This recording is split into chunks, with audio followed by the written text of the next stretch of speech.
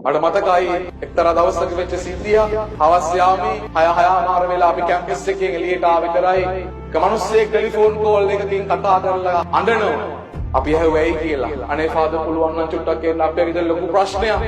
මමයි තවත් ෆාදර් කෙනෙකුයි ගියා එහෙ. අපි යනකොට දයාවර සහෝදරනි දරුවෝ දෙන්නම දුවලා දෙන්නේ එක පුටුවක් උඩ ඉඳගෙන අඬනවා. දොර ඇරියා ස්වාමි පුරුෂයා. ඒ බිරිඳගේ නම ප්‍රින්ස්. අපි හැව කෝ ප්‍රින්ස්. අර ඉන්නේ ෆාදර්. අර ඉන්නේ කියලා පෙන්නවා.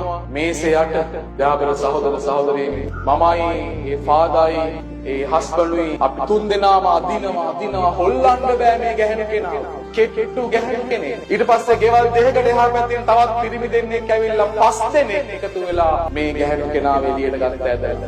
අපි යාඥා කරන්න පටන් ගත්තා. අදුර්ශමාන යක්ෂ බලවේගයක් මේ ගැහණියගේ ශරීරයට රිංගලා අපි යාඥා කරනවා ඇහැ ගහන හිටපු ගමන් පිරිමි හඬකින් ඇය කෑ ගහන නමුත් කිසි දෙයක් වෙන්නේ නැහැ. බැරිම තැන මොකද කෙරුවේ මහරෑ සිස්ටර් ලූඩ්ස් කියලා ලංකාවේ සිස්ටර් කෙනෙක් ඉන්න ඒ කොන්වෙන්ට් එකට කෝල් කරලා අපි ගිහිල්ලා දිව්‍ය සත්ප්‍රසාද වහන්සේ අරගෙන ආවා. දිව්‍ය සත්ප්‍රසාද වහන්සේ අරගෙන ඇවිල්ලා දයාබර සහෝදරියනි අර ගැහණු කෙනාගේ ඔළුව කෙලින් අල්ලගෙන යන හස්බන්ඩ් අපි දිව්‍ය සත්ප්‍රසාද වහන්සේගේ මූණට ඉස්සරහා තියලා කිව්වා සාතන් මේ දරුවගේ ඇඟෙන් අහකට ඵලයක් දිව්‍ය සත්ප්‍රසාද වහන්සේගේ නාමයෙන් මේ සුදු කූඹයාස්සේ තියෙන ජේසුගේ රුධිරේ නාමයෙන් මේ දරුවගේ ඇඟෙන් අහකට ඵලයක් කියලා කිව්වා විතරයි. ඇස් ඇරියා, කට ඇරියා, කළු පාට ලොකු දිවක් එළියට ආවා.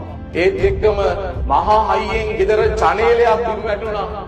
අපි හැරලා බලනකොට බිම හිටපු අර ගැහණු කෙනා හිටගෙන අනේ ඇයි ෆාදර් ඇයි මේ බොන්සල් දන ගහගෙන ඇයි මොකද රොෂන් නැයි මේ දයාබර සහෝදරියනි එදා තමයි මාත් ඉගෙන ගත්තේ මේ සුදු කූපේ අස්සේ ඉන්නේ කවුද කියලා. අපි පැය ගණන් යාඥා කරුවා හරි ගියේ නෑ.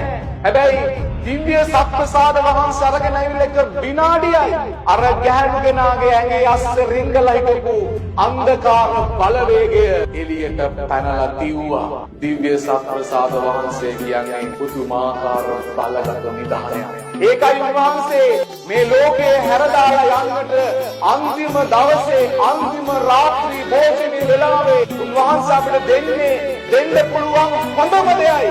අද අපි දිව්‍ය සත්ප්‍රසාදිනී පැතියෙන් සමරමි ස්වර්ග නිධානිනී ජීවත් කරමි මගේ ජීවිතෙන් Jesu Christus, Amigo Divya Satvasarani.